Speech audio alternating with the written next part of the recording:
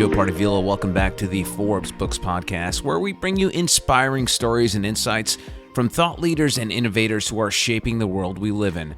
Today, we'll be discussing the urgent need for businesses to adapt to the ever-changing landscape of tech and data management with Raj Verma, the CEO of SingleStore, a database management system that helps modern applications be fast, frictionless, and flexible. Raj has over 25 years of experience in the tech industry, and we're going to discuss how cloud computing, AI, and other emerging technologies are shaping the future of business and data management. Raj, welcome to the podcast. Thank you, Joe. It's a pleasure to be here. So, Raj, I know you're a cloud guy, but I need to pick your brain on something. AI is everywhere. My mother is talking about AI. So when people approach you about this subject, do your eyes roll and you're like, oh God, here we go. Someone wants to ask about AI. What is your take on AI today? Yeah, firstly, I think AI is something which isn't born yesterday or last year or in the last 5 years. You know, I'm a computer science engineer by training, and I remember in the early 90s when I was deciding between getting a job because I was tired of being broke or actually going and pursuing PhD in what we then called robotics or artificial intelligence or AI. So it's existed for decades. Right? At the very center of AI essentially is data and compute. How much data do you have available that you can store within reason efficiently, both from a cost perspective and just infrastructure perspective, and the compute that's available for you then to be able to train models which give you a pretty good, desirable result. And that's really AI. So over the last decades, with there being more data, so the models can be trained more efficiently, and the price of compute and the power of compute has increased tremendously. And it's almost no wonder that now AI is becoming a lot more viable for daily use than it was, say, a decade ago, right? So I do think that this AI concept is here to stay. I think we can't resist that. Resistance is futile when it comes to that kind of, to AI impacting our lives. What I focus on is the ethical use of AI in our society. I was just reading an article published by CBC where the rate of suicides in teenage girls is at an all-time high. I think 1 out of 3 girls has thought about suicide, and 3 out of 5 girls teenage girls are either depressed or have anxiety. And that's no way for us to actually have the next generation build itself. And a lot of that has to do with social media, which uses AI to drive certain behaviors. I think the ethical use of AI in society is the topic which interests me the most. And it would be illegal to have a podcast with someone in the tech industry without getting their take on ChatGPT. I would probably be arrested if I didn't ask you, Raj. What is your take on how ChatGPT has just sort of taken the world by storm recently? The one thing that we do have is we have a common investor, ChatGPT and SingleStore. I think ChatGPT is great. I have a lot of fun with it. My kids have a lot of fun with it. I do think that while it's right most of the time, it's like having a calculator which is right 90% of the time. You aren't going to use it, and for the calculator to be right 100% of the time, you would have to. I think there is still a few years to go where you reach that stage. However, I do think that the publicity that ChatGPT has gotten with the investment from Microsoft, etc., and how they are incorporating that into the entire, Office suite, etc. I do think it's very, very interesting. I do think that it is going to benefit the productivity of our employees or employees at large or humans at large. The fact that, you can record a meeting and automatic invites would be sent out, and then you can search that recording for what did Raj say about ChatGPT and be able to see what Raj did say about it is pretty phenomenal.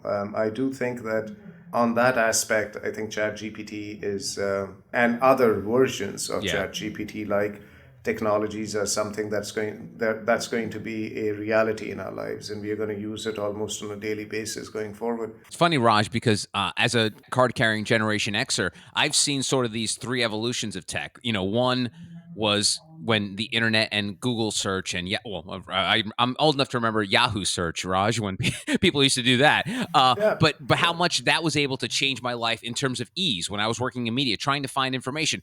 I would have to go to a library or I have to buy like all these books that would be taking up room in my house to find information.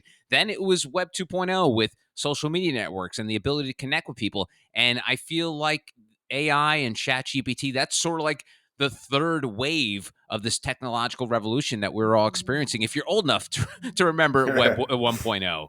Yeah. No, I think you're spot on. And again, one of the things that we'll all have to think about is what does education really mean? Because you can now write a college essay using ChatGPT. Yeah. So my son is applying for colleges, and he just finished his applications, and just out of just shits and giggles, so as to speak, he said, "You know what? Let me see what Chat GPT would write about this college essay." All right. And specifically for that college, why would you Yeah. like to join XYZ, and what interests you about that? And you'd be surprised, Joe, how good that essay was. Wow. How are we then going to educate our kids? I mean, I was born in the 70s, and I remember sitting around as kids and playing the game and saying, "Hey, what's the capital of Zimbabwe?" Right? And Yeah. oh my God, it's on the tip of my tongue. Oh gosh. Here, my 6-year-old whips out his iPhone and could find it if he allowed him to. Yeah. So that got taken away from us, and then the search just took away the sort of the mystery in the world, right? I mean, what song is likely to win the Grammy? Well, all that got taken away. Yeah. And now actually connecting the dots, which was that one human instinct which we thought would never be taken away. I do think that AI tools like ChatGPT are taking that away as well. I mean, ultimately, that's what AI does. It connects dots as almost as well as the human brain does. And the article that got published about 6-7 years ago, where they said that the machine would replace the human brain by 2045, I never believed it, but I do think that a large part of that would get replaced. However, Joe, I think there is another element to it, which is Chat GPT will never be able to replace the empathy aspect of the human.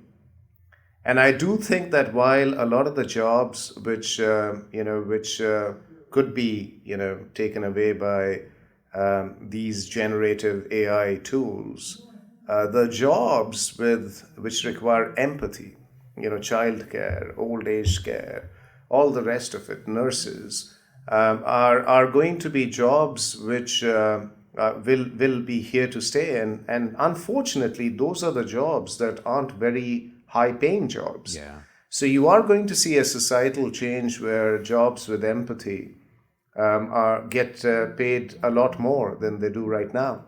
And yeah, there would be a rebalancing of what we use machines for and what we use humans for. Yeah, I mean, speaking of that, Raj, full disclosure, if this technology was around when I was coming up early in my career, I probably wouldn't be here speaking to you, because one of the reasons I sort of flourished early on in my career was because I was just this dumb kid who had a bunch of like pop culture knowledge in their brain and was well read, and I could have those, the capital of Zimbabwe at the top of my tongue.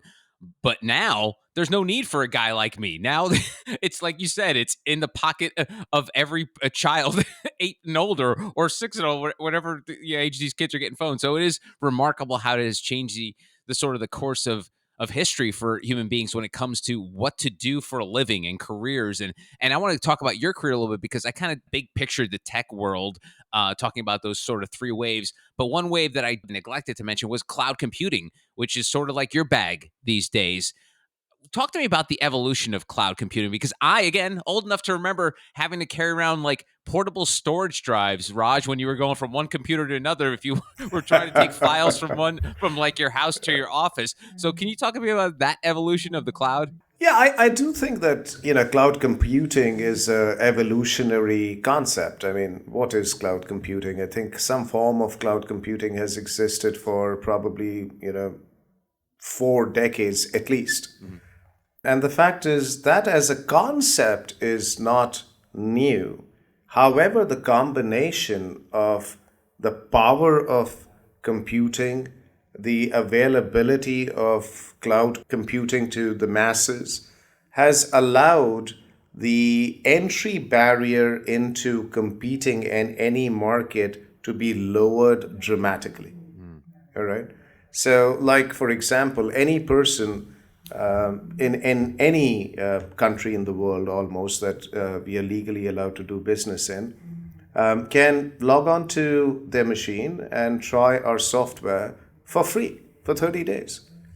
Right? And that's extremely empowering. It does make the world a level playing field for all participants, especially the impoverished, right?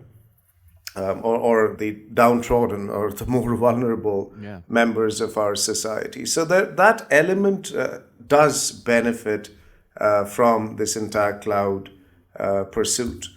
I do, however, think that the notion that cloud is easy, maybe.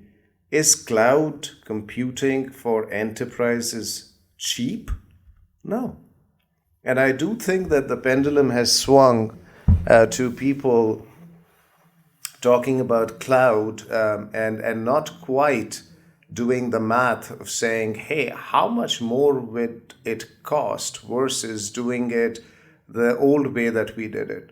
And what are the sort of the pros and the cons? I do think that a lot of enterprises right now are talking about that. And the analogy that I draw to it, Joe, is everyone talks about green tech and wind technology and all the rest, and I'm a big believer in that. However, only 5 to 7% of the world's energy requirements are going to be fulfilled by that. I mean, if there's one thing that we've underinvested in the last 2 or 3 decades is energy. And you will see, unfortunately, a lot of energy investments in fossil fuel, right? Similarly, and the analogy that I draw here is 95% plus of the data in this world is not on the cloud. Really? Yeah. Wow. So the fact is that, cloud is great. I think the one way that you can think about that is it's a huge opportunity for it to grow. Yeah, got it. But cloud is not going to be it. And I think that's the reason why we as SingleStore have taken a very hybrid approach to our solutions. And let the customer decide whether they want to put their software in their premises or do they want to use a cloud service provider to use our technology. And I think ultimately the customer makes that choice. Interesting, because I feel like many places are more apt to be like, man, I don't want to deal with hard drives and having a IT room and having all this stuff. I'd rather go all cloud. But you see there's a benefit in both, in being able to store some in a facility, but then having the cloud as well. I do think that the world's going to be hybrid for the foreseeable future. There is almost no ifs and buts about it. There are great benefits of being in the cloud. And also there are great benefits of having stuff that you manage within the firewall of your company. So I do think that the coexistence of the two for the next couple of decades is an easy bet to make. Easy bet to make.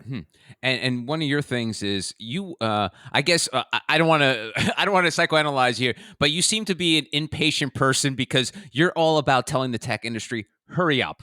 It's neat. It's time to be hyper reactive to succeed." When did you come to this realization where tech was just, or the leaders in tech, what have you, were just too slow and not being hyper reactive? Yeah, I do think that whether you call it impatience or you call it giving innovation to see the light of the day, I think that is probably what I want enterprises or everyone to actually do. And unfortunately, what happens is the fight that we have, at least in the Valley, is innovation versus incumbency, right? And there is a lot more incumbency than there is innovation, really, in terms of install base at least. And I think the battle is: does innovation find distribution before incumbency finds innovation? What do you mean by that, incumbency? Incumbency, as in the old ways of doing Oh, things. okay. For example, we are in the database market, and database market has existed for 60 years. And almost 90% of our market, maybe 80% of our market, is still steeped in databases that have code from the 60s, or at least the 70s, right? And we are talking about hundreds and hundreds of billions of dollars. And the fact is, the impatience is not that much. Yeah, I guess there is a self-serving aspect to it. However, I do think that if you're going to fight the war of tomorrow with the tools of yesterday, don't be surprised at the outcome. And I think that is our story. Our story is that the battles of tomorrow would require the tools of tomorrow. And that's what we spend most of our time, our money, our effort, our resources on, to ensure that the rate of innovation that we are bringing to the market is unparalleled. Because that, to us, is the difference between us and the rest of the industry. And you could say that about practically any innovation that does come out. I mean, I do remember in early 2000s, I used to live in Hong Kong, and I'd come to visit a friend in LA, and he was like, "Hey, we'll just Google our way to the restaurant." And I was like, "What do you mean by Google our way to the restaurant, right?" And we Googled our way to the restaurant, and I read up a little more about Google. And then I was in New York, and they were going IPO in 2005 or something like that. And it was, I think, $85 a share. And I'm like, how the hell are they going to monetize this? And was I wrong, or was I wrong? So I take it you didn't take them up on their $85 offer. You passed on that. I think I did. I think I went and bought a car. So with that money, I could have bought probably a plane if I had put it in Google. But I still love my car. Oh, that's awesome. And so when you talk about fighting incumbency, what's SingleStore's role in it? Like, how do you play a role in making sure that we don't settle into, the old thing when I talk to entrepreneurs, we've always done it this way. That's why we do it. If it ain't broke, it ain't fixed. Let's not fix it. So what's the role of SingleStore there? The vision of SingleStore is very simple. Our vision is that the future is going to belong to a data platform where you can transact with high fidelity and reason with data without moving data on the same platform in a hybrid multi-cloud environment with millisecond response times. I know it's a mouthful, but that is really where it definitely, in short, if you were to just use two words to describe it, the future is going to be real time. And for you to have real time, you just cannot have data moving all the time and just artificial walls over which you have to throw data to be able to transact or reason with data, because the customers that you have require answers now, right? I often say that I'm on the back nine of my life, and the guys who are warming up on the driving range or getting on the first tee, my kids, the younger generation, their idea of service is not our idea of service, right? I know banking changed a whole lot in my lifetime. I remember standing outside in Sydney and being told by a colleague of mine that I could check my bank balance on my Nokia phone. And I was like, holy hell, what else will I see in my lifetime, you know? And and now I don't think I've seen the insides of a bank for decades, right? However, even till today, there are majority of the banks in this country where if Raj Verma was to buy a product, it takes them 6 days to find out if Raj Verma is a new customer or an existing customer.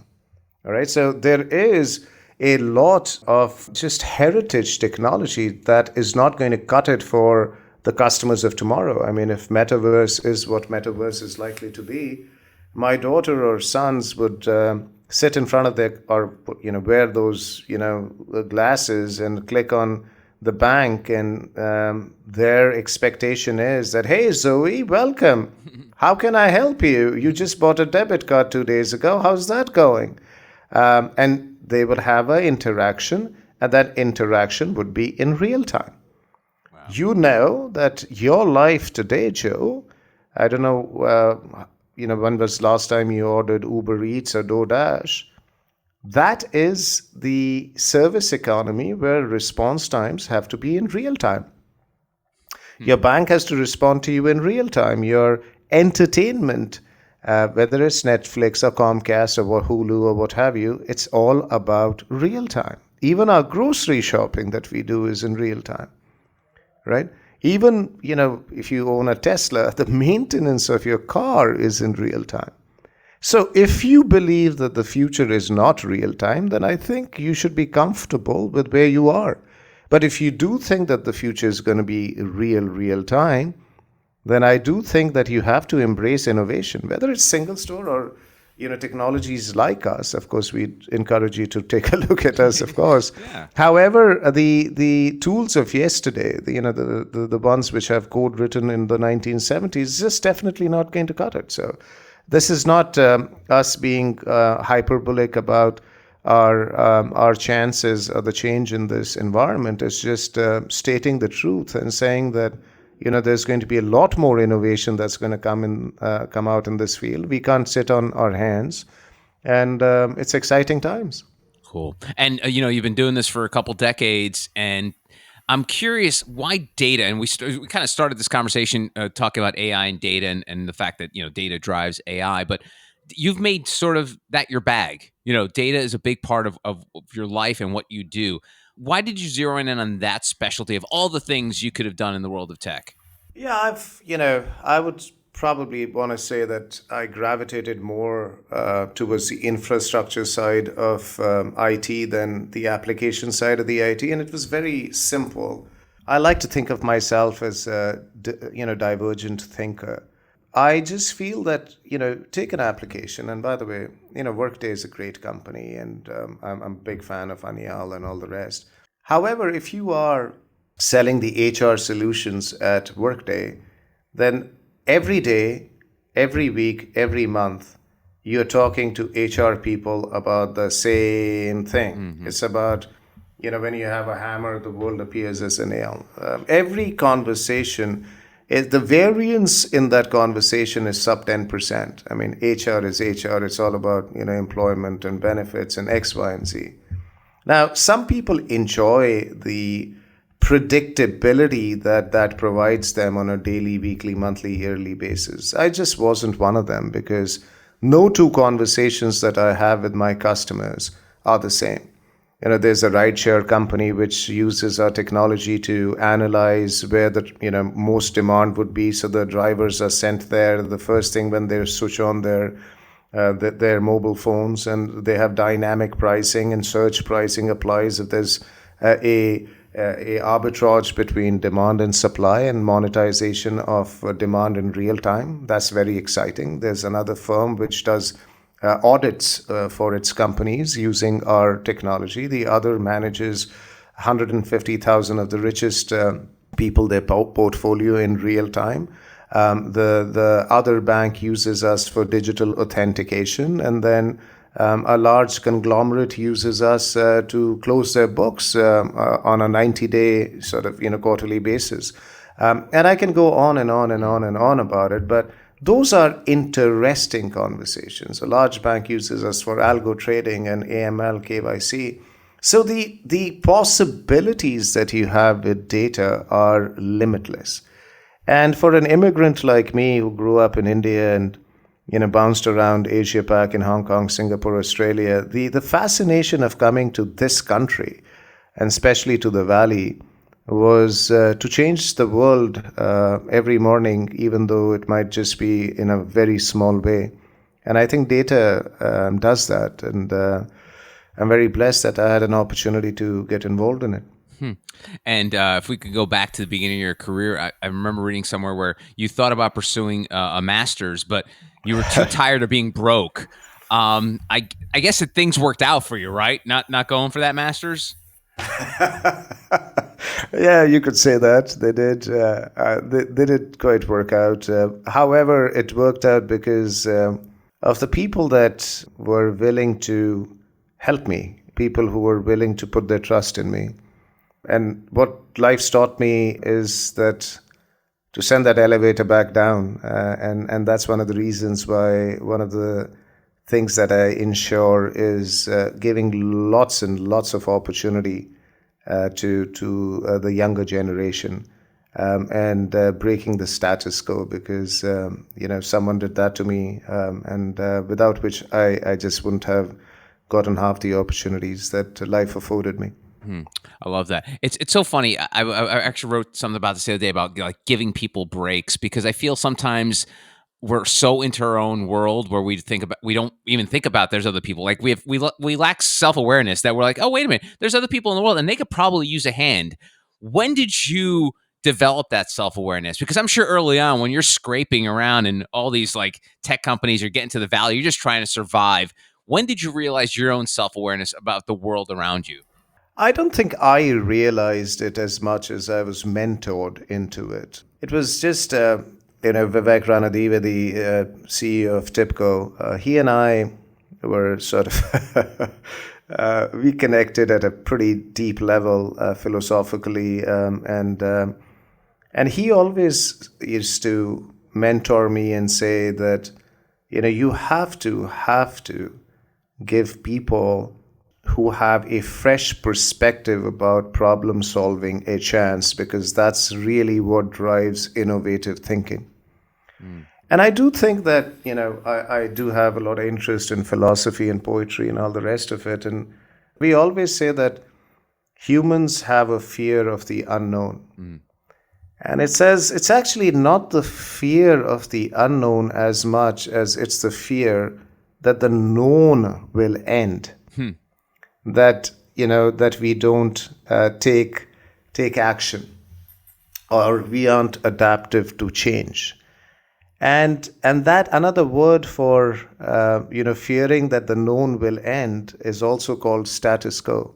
Yeah. And challenging the status quo takes you into an unknown, which we as humans always fear.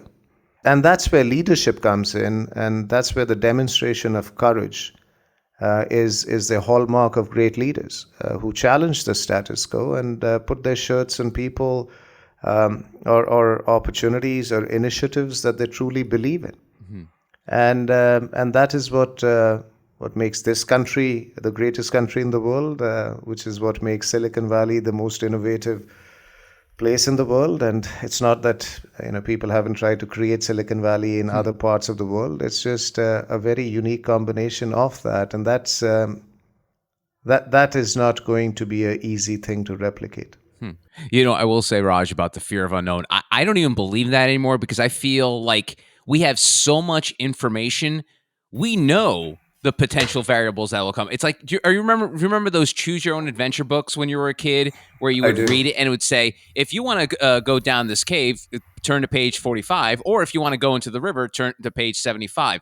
I think now we all know what the possibilities are, and we get so into our own heads that we're like, okay, if I do this, or this, like we know what could possibly happen. I think that's what scares us, is that we know the possible variables, or if you multiple dimensions or sliding doors, whatever kind of metaphor you want to use there, in terms of how our life is going to go. And I think that's what's even scarier now. It's just like we have way too much information at our fingertips.